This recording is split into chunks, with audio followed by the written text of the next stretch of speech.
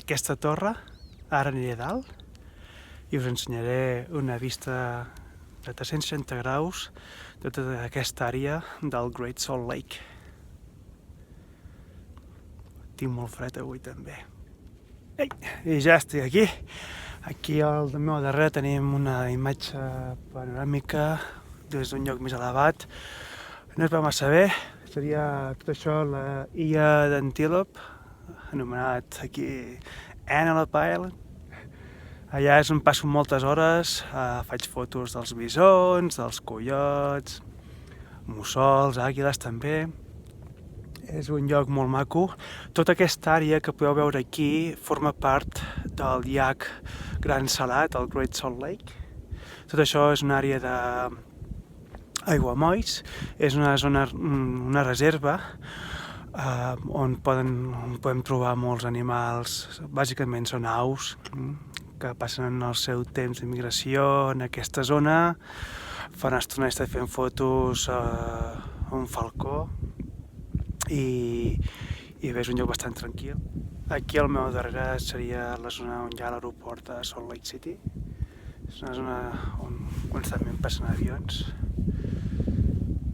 Com podeu veure aquí està tot glaçat, fa molt fred avui també, és habitual, estem a l'hivern. Ara veig ja un avió i un altre que ve per aquí. Aquestes muntanyes aquí darrere, tot és la serralada de Wasatch, que se'n diu. Aquestes muntanyes formen part també de les Rocky Mountains. I aniré baixant. Aquí potser les podeu veure millor. Però bé. I clar, aquí què passa? Que Utah cada vegada està creixent en població, cada vegada ve més gent i per tant s'edifica més. Cada vegada hi ha més construcció en zones on abans eren regadius, zones de cultiu, i això afecta a l'hàbitat de les aus que cohabiten en aquesta zona del Great Salt Lake. I clar, cada vegada és més perillós perquè això afecta la vida de les aus, els mussols, les àguiles. Aquí hi ha molta varietat d'ocells petits que viuen en aquests llocs, en aquests aiguamolls. Aquí encara es pot veure les conseqüències del fred.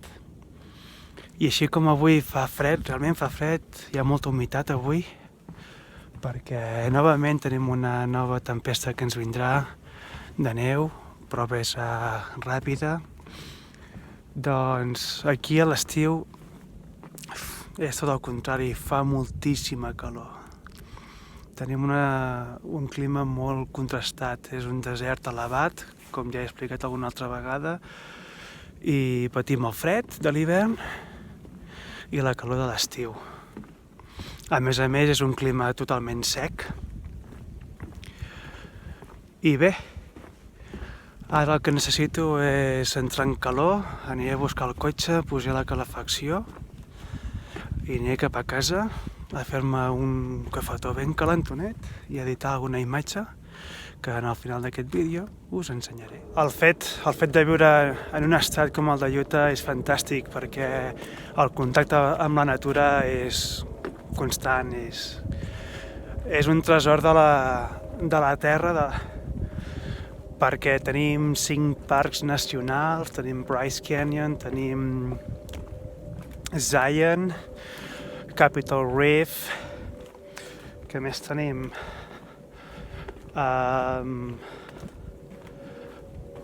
Tenim Moab, Arches, Canyonlands, molta formació de roca, tenim vegetació, tenim clima desèrtic, tenim 29 parcs estatals, com per exemple Antelope Island. I aleshores, així com Islàndia és un dels destins per excel·lència dels fotògrafs, per la seva natura, no? Aquí també ho és. Aquí venen fotògrafs, gent a fotografiar doncs això, els parcs nacionals, gent de tot el món, i tinc la gran sort de viure en aquest estat on a causa de tot això fa que pugui gaudir la meva passió per la fotografia d'una forma excel·lent i és una passada. A vegades em pregunten, segons quines persones, per què no, què t'ajuda que no vulguis tornar o als Estats Units? Els Estats Units és un país molt divers, espectacular, grandíssim, és un continent i tinc moltes raons per viatjar sempre que puc, encara que sigui distàncies curtes és igual, però la seva diversitat fa que tingui doncs això, moltes raons per poder fotografiar coses que d'una altra manera no seria possible. Cada estat és divers, cada estat és diferent i fa que això, que sigui fantàstic poder estar aquí. Mira.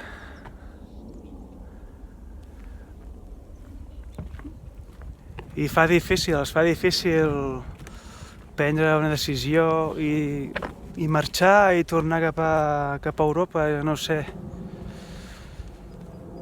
Si mai teniu la possibilitat de venir als Estats Units, segur que ho gaudireu. I no us quedeu amb la idea de Nova York i tal, o San Francisco, ciutats grans. Penso que és molt autèntic venir cap a aquesta zona de l'oest. Utah és espectacular, no us l'acabareu. A 4 hores i escaig, a menys de 5 hores, aquí al nord tenim Yellowstone, que és un parc immens, gran, per la seva dimensitat. És molt gran, però a la vegada és super espectacular. El seu paisatge, la seva fauna, flora, els geysers, tota la zona volcànica. I el que és molt maco dels Estats Units és poder viatjar en cotxe perquè vas veient tot el seu paisatge diferent, com va canviant. Em recorda molt aquell videojoc dels anys 80, del Road Run, aquell cotxe que va passant per diferents paisatges de Califòrnia, que va passant per muntanyes de neu. Suposo que seria Utah. Doncs sí, això. Utah és espectacular. És un tresor de la mare terra. Ara passa aquí un avió que se'n va cap a l'aeroport, que està aquí aquí mateix. Normalment quan venen els avions, no sempre, però és habitual arribar aquí dalt, fer una volta i encarar la pista. I els que marxen cap a Califòrnia marxarien cap allà, cap a l'oest. I per exemple, quan jo viatjo cap a Catalunya, l'avió ve d'aquí, davant meu, i gira i se'n va cap allà darrere, les muntanyes cap a l'est, per tant, direcció Colorado.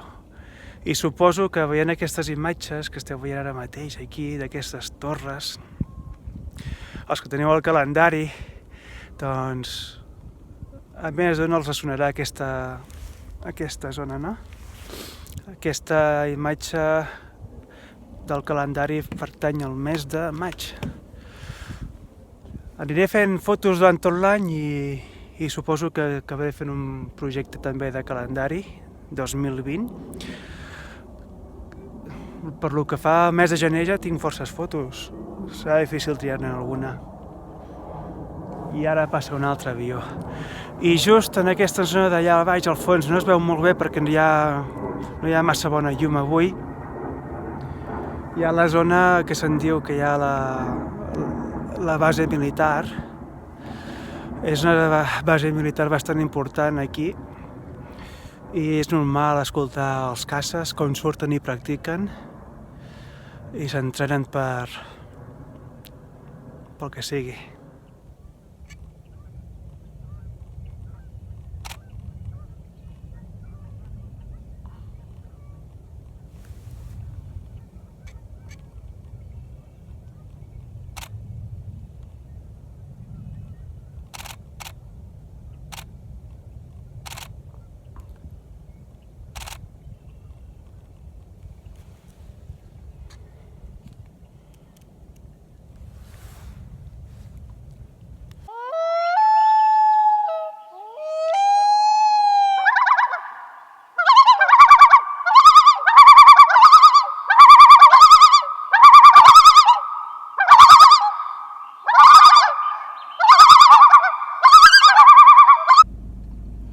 Ara ja me'n vaig cap a casa, ja deixo enrere aquesta zona de reserva de protecció d'animals i tal, i aquí a Layton, aquesta àrea del Great Salt Lake. I res, espero que us agradin les fotos, i si teniu alguna pregunta doncs us la respondré. I res, moltes gràcies per veure-ho. Adeu! Wherever you run free